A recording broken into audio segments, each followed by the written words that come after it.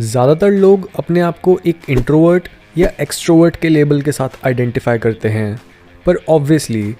कई लोगों में ये दोनों क्वालिटीज़ ही होती हैं और वो अपने आप को आइडेंटिफाई करते हैं एज एन एम्बीवर्ट। पर हम कभी भी ये क्वेश्चन नहीं करते कि इसका एक्चुअली मतलब क्या है कि कोई इंसान इंट्रोवर्ट या एक्सट्रोवर्ट है और इसके पीछे की साइंस क्या है। कई ट्रेडिशनल सोच रखने वाले लोग ये मानते हैं कि इंट्रोवर्जन और एक्सट्रोवर्जन बस हमारे दिमाग के बनाए बिलीव्स हैं,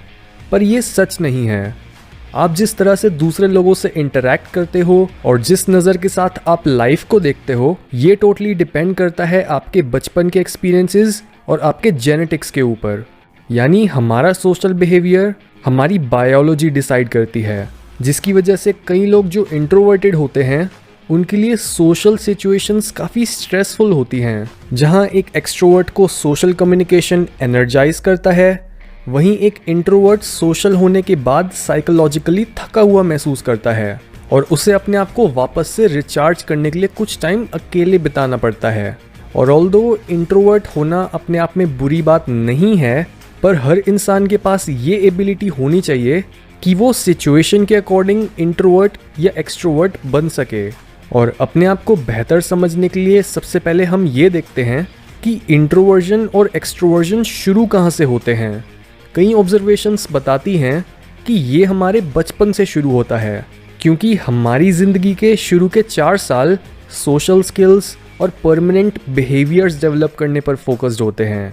और अगर इस टाइम पर आपके पेरेंट्स आपको दूसरे बच्चों के साथ खेलने या फिर अपने एनवायरनमेंट को एक्सप्लोर करने के लिए एनकरेज नहीं करते, तो आप इंट्रोवर्ट बनने लगते हो। और इसी रीज़न से कई केसेस में लोग अननोन एनवायरनमेंट्स में जाने से भी डरते हैं और उन्हें सोशल एंजाइटी होती है। हमारी पर्सनैलिटी ट्रेट्स वाली सीरीज़ में हमने डिस्कस भी करा है कि कैसे इंट्रोवर्ट्स और एक्सट्रोवर्ट्स के दिमाग के कई एरियाज़ अलग अलग लेवल और इंटेंसिटी के साथ एक्टिवेट होते हैं, जिसकी वजह से ये दोनों ट्रेट्स ही पूरी ज़िंदगी काफ़ी स्टेबल रहते हैं। यानी अपनी पर्सनालिटी के इस एरिया को चेंज करना थोड़ा मुश्किल होता है,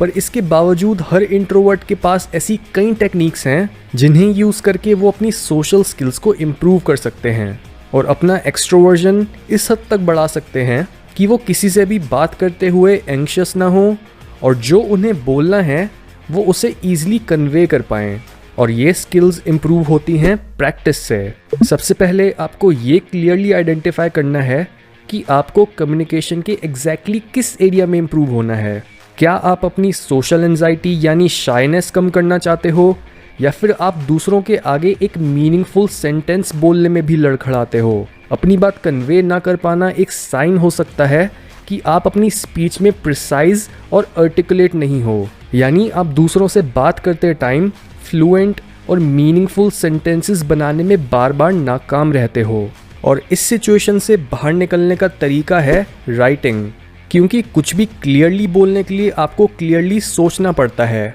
और राइटिंग जैसी प्रैक्टिस आपकी सोचने की एबिलिटी को इम्प्रूव कर सकती है। यानी आपने हर रोज़ कुछ देर के लिए किसी भी टॉपिक पर अपने थॉट्स लिखने हैं और अपने वर्ड्स के साथ एक लॉजिकल आर्ग्यूमेंट बनाने की कोशिश करनी है। सेकेंडली,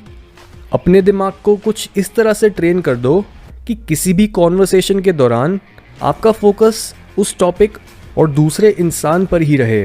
क्योंकि जैसे ही हमारी अटेंशन अपने ऊपर आ जाती है वैसे ही हम सेल्फ कॉन्शियस होने लग जाते हैं, जिसकी वजह से हमारी नर्वसनेस और भी बढ़ जाती है और हम कुछ बोल ही नहीं पाते। इसलिए जब भी आप दूसरों से बात करते टाइम नर्वस होने लगो, तब बस अपना फोकस उनके फेशियल एक्सप्रेशंस, बॉडी लैंग्वेज और उनकी टोनैलिटी पर शिफ्ट कर दो। थर्डली, जब भी आपको एक से ज़्यादा लोगों से बात करने का मौका मिले, जैसे एक मीटिंग, पब्लिक स्पीकिंग या ग्रुप डिस्कशन के टाइम, तब उन लोगों को एक ग्रुप की तरह नहीं बल्कि इंडिविजुअल्स की तरह ट्रीट करो, क्योंकि कोई भी अच्छा स्पीकर ये बात जानता है कि अगर वो अपनी आर्ग्यूमेंट्स को प्रिसाइज बनाकर अपनी ऑडियंस को इन्फ्लुएंस करना चाहते हैं तो उसे उनसे 1-on-1 बात करनी पड़ेगी। यानी जब भी आप एक सोशल इवेंट में हो तब ये मैटर नहीं करता कि ग्रुप कितना बड़ा है, आपने बस अपनी बात बोलते टाइम एक टाइम पर सिर्फ एक इंसान को देखना है, उससे आई कांटेक्ट बनाना है और उसके फेशियल एक्सप्रेशन पर ध्यान देते हुए उससे बात करनी है। और हर कुछ सेकंड्स बाद आपने यही सेम चीज़ किसी दूसरे लिसनर के साथ करनी है। यहाँ तक कि clinical psychologist doctor Jordan Peterson की भी यही एडवाइस है, क्योंकि हर इंट्रोवर्ट और इवन हर इंसान ये बात जानता है कि एक टाइम पर सिर्फ एक इंसान से बात करना काफ़ी आसान होता है एज़ कम्पेयर टू एक टाइम पर पूरे हॉल से बात करना। फोर्थली, आप जिस टॉपिक के बारे में बात करना चाहते हो और जितना बोलना चाहते हो, आपको उससे कई गुना ज़्यादा उस टॉपिक के बारे में पता होना चाहिए, क्योंकि अगर जिस चीज़ के बारे में आप बोल रहे हो आपको उसकी लिमिटेड नॉलेज ही है, तो आपके पास उतना डेटा ही नहीं होगा जिसके बेसिस पर आप खुलकर सोच सको और एक मीनिंगफुल आर्ग्यूमेंट बना सको। इसलिए हर इंट्रोवर्ट के लिए ज़रूरी टॉपिक्स के बारे में रीड करना बहुत हेल्पफुल हो सकता है। और लास्टली, हर इंट्रोवर्ट अपना एक्सट्रोवर्जन बढ़ा सकता है दूसरे के इंटरेस्ट को जानकर, क्योंकि ज़्यादातर क्या होता है, एक्सट्रोवर्ट्स स्मॉल टॉक में इंगेज करते हैं पर इंट्रोवर्ट्स दूसरे इंसान के साथ एक डीप कॉन्वर्सेशन करना प्रेफर करते हैं, जिसकी वजह से अगर कोई भी इंसान एक इंट्रोवर्ट के साथ स्मॉल टॉक करना शुरू करता है तो वो इंसान उसे बोरिंग लगने लगता है। पर जब वो कुछ देर तक आपस में बात करते हैं और वो एक दूसरे में कॉमन इंटरेस्ट्स और हॉबीज़ को ढूंढ लेते हैं, तब उनकी कॉन्वर्सेशन इंटरेस्टिंग बन जाती है और वो इंट्रोवर्ट अपनी एक्सट्रोवर्टेड साइड को एक्सप्रेस कर पाता है। ये पैटर्न इंट्रोवर्ट्स के बीच काफ़ी कॉमन है, इसलिए जब भी कोई इंसान आपसे स्मॉल टॉक करना शुरू करे, ये मत सोचो कि उस इंसान में कोई डेप्थ नहीं है। आपने बस उस इंसान और अपने बीच कुछ कॉमन इंटरेस्ट्स ढूंढने हैं और उन टॉपिक्स पर फोकस करना है। जितना आप इन टेक्निक्स को प्रैक्टिस करोगे, उतना ही आप अपने इनर एक्सट्रोवर्ट को डेवलप कर पाओगे।